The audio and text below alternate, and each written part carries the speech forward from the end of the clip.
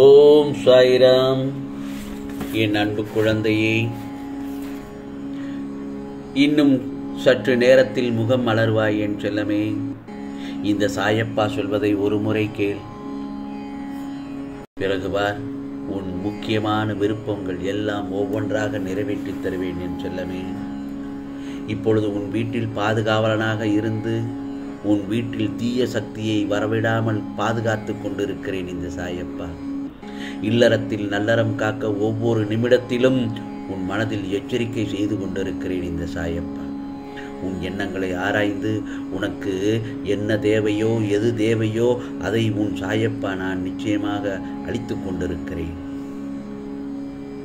சாய் தர்மத்தை மட்டும் உன் மனதில் புகுத்துவேன். எதுவும் நிரந்தரம் இல்லை என்பதை உனக்கு உணர வைத்து எளிமையாகவும் ஏழ்மைக்கு உதவி செய்யும் உன் மனதை தூண்டுவேன். நீதி தவறாமல் வாழ வைப்பேன் என் செல்லமே. பிறகு உன் உழைப்பில் வருவதை கொண்டு உன்னை வாழ வைப்பேன். இன்ப துன்பம் ஏற்ற தாழ்வு இதனால் வந்த கர்மாவை என்னவென்று அறிய வைத்து மன மகிழ்ச்சியோடு இருக்குமாறு வாழ வைப்பேன் என் செல்லமே. நான் ஒன்று சொல்லட்டுமா?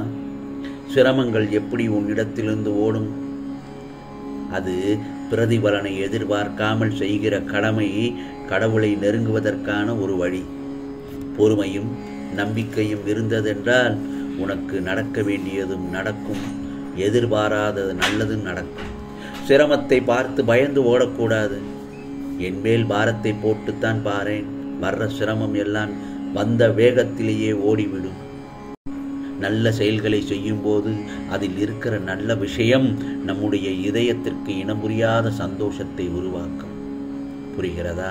நம்முடைய இந்த செயல்கள் தீய செயல்களுக்கு உடந்தையாக இருந்ததென்றால் கஷ்டப்படுறதும் நம்மோட இதயம்தான்.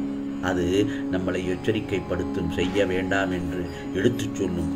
அது புத்திசாலித்தனமாக புரிந்து கொண்டு நாம் தான் நடந்து கொள்ள வேண்டும் என் செல்லமே. ஆகவே துக்கத்திலேயே யாரும் வாழ்நாள் கழிக்கிறதும் கிடையாது. சந்தோஷத்திலேயே யாரும் வாழ்க்கையை அனுபவிக்கிறதும் கிடையாது.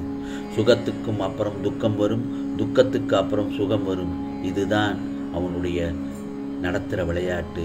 ஆகையால் இதை நாம் சாயப்பாவின் விளையாட்டு என்று நினைத்து அதுக்கு மதிப்பு தர வேண்டியது அவசியம் என் செல்லமே. என்னை தேடி, அதாவது இந்த சாயப்பாவை தேடி வர்றவர்களுக்கு என்னால் நிச்சயமாக உதவ முடியுமா முடியாது என்று கூட தெரியாது. ஆனால் பக்தர்கள் என்கிட்ட வர்றாங்க, அதுவும் நம்பிக்கையோடு வருகிறார்கள். நான் உதவி செய்தால் குணமாயிருவோம் என்று நம்புகிறார்கள். இதை விட எனக்கு ஆனந்தத்தை தரக்கூடிய விஷயம் வேறு என்ன இருக்கும் என்று சாயப்பா சொல்கிறார். யாராவது ஒருத்தருக்காவது பக்திக்கான வழியை காட்ட முடியும்னா அதை விட சந்தோஷமான விடிய விஷயம் இந்த வாழ்க்கையில் எதுவுமே இல்லை. சுகமாக இருக்கும்போது நம் கண்ணுக்கு எதுவுமே தெரியாது. சுகமாக இருக்கும்போது நம் கண்ணுக்கு எதுவுமே தெரியாது. வாழக்கூடிய வாழ்க்கையை ஒருத்தர் புரிந்து கொள்கிறதே துக்கத்தில் வாழும்போதுதான். புரிகிறதா? இப்படி ஆயிடுச்சே, இடிஞ்சு போய் உட்கார்ந்துடக்கூடாது. இதோட தப்பிச்சோம்னு சந்தோஷப்பட்டு கொள்ள வேண்டும். இந்த வேதனையும் வலியும் உனக்கு மட்டும் இல்லை என் செல்லமே. இந்த பிரபஞ்சத்தில் எல்லா மக்களுமே அனுபவிக்கிறார்கள். வரக்கூடிய கஷ்டத்தை பார்த்து ஓடி ஒழியக்கூடாது. இதை நான் பலமுறை உன்னிடத்தில் சொல்லியிருக்கிறேன். அந்த கஷ்டத்தை அதை எதிர்த்து நின்று தைரியமாக போராடியாக வேண்டும். துக்கத்தை நீ துணிந்த எளிமையாக கடக்க பார்க்கிறாய். நிச்சயமாக அது கிடையாது. அதிலும் ஒரு கஷ்டம் இருக்கத்தான் செய்யும். அதை கஷ்டத்தை அனுபவித்து பார்த்தால் அது சுலபமாக சுகமாக முடிந்துவிடும் என் செல்லமே. வாழ்க்கை என்றால் பிரச்சனை வரத்தான் செய்யும். அப்படி பிரச்சனைகள் வரும்போது மனம் தளர்ந்து விடக்கூடாது. இந்த சாயப்பா சொல்வதை கேட்டு முழுவதுமாக துணிந்து நிமிர்ந்து நில். உன்னிடம் இருந்து ஒன்று போய் விட்டது என்றால் மனம் தளர்ந்து விடக்கூடாது. உன் மனதிடமே சொல்லு, போனது போகட்டும், இனி ஆக வேண்டியதை யோசிப்போம் என்று மனதிடம் நீ தைரியமாக சொல் என் செல்லமே. இன்னும் முன்னேற வேலையை நாம் பார்ப்போம் என்று உன் மனதிடம் சொல். ஏதாவது பிரச்சனை வந்தால் இதோடு முடிந்ததே, நமக்கு கைகால் இருக்கு, உழைத்து எல்லாவற்றையும் அடைவோம் என்று கூறு. உன் மனம் நிச்சயம் ஆறுதல் படும். உன் மனம் உன் பேச்சை தான் கேட்கும். மற்றவர்கள் கூறுவதை அந்த நிமிடம் மட்டும் வேண்டுமானாலும் கேட்கலாம். ஆனால் உன் மனமோ உன் பேச்சை மட்டும்தான் கேட்கும். வாழ்க்கையில் இவ்வளவு நாட்கள் தூங்கியது போலவே இருந்து விட்டோமே என்று நினைத்தால் உன் மனம் இனிமேலாவது எல்லா முயற்சியை எடுப்போம் என்று கூறு. போலத்தான் உனக்கான பிரச்சனைகள் வரும்போது அதை நீயே சிறிதாக எடுத்துக்கொள்ள வேண்டும். அந்த பிரச்சனையை பெரிதாக எடுத்து பார்க்கக்கூடாது. உனக்கு அனைத்து பிரச்சனைகளையும் கூடிய விரைவில் மாற்றி விடுவேன். உனது தலையாய பிரச்சனை என்னவென்று எனக்கு நன்றாக தெரியும் அல்லவா? வாழ்வில் நீ தைரியமான உன்னை சூழ்நிலையில் சூழ்ந்துள்ள பிரச்சனைகளை எதிர்கொள். உன்னை கஷ்டத்தில் மூழ்க விட மாட்டேன் உன் சாயப்பா.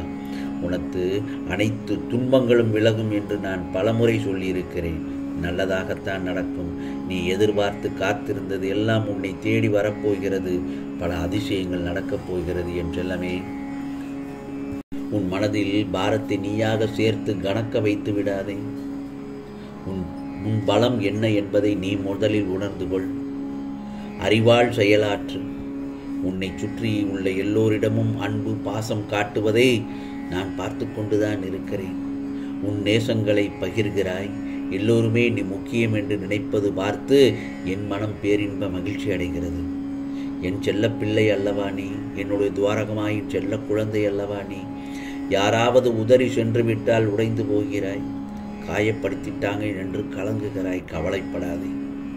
நிச்சயமாக ஒரு நாள் உன் உறவு முக்கியம் என்று உன் சொந்தங்கள் எல்லாம் சொந்தம்தான் வேண்டும் என்று அவர்கள் எல்லாம் மீண்டும் உன்னிடமே உன்னை தேடி வருவார்கள்.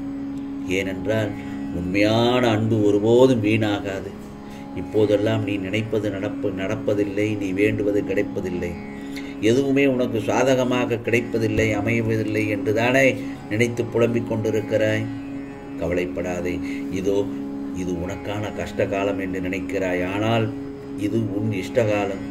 நீ நினைத்ததற்கு மாறாக எல்லாம் இன்னும் சில தினங்களில் முடிவதற்குள் எல்லாம் சகலமும் பெறப்போகிறாய்.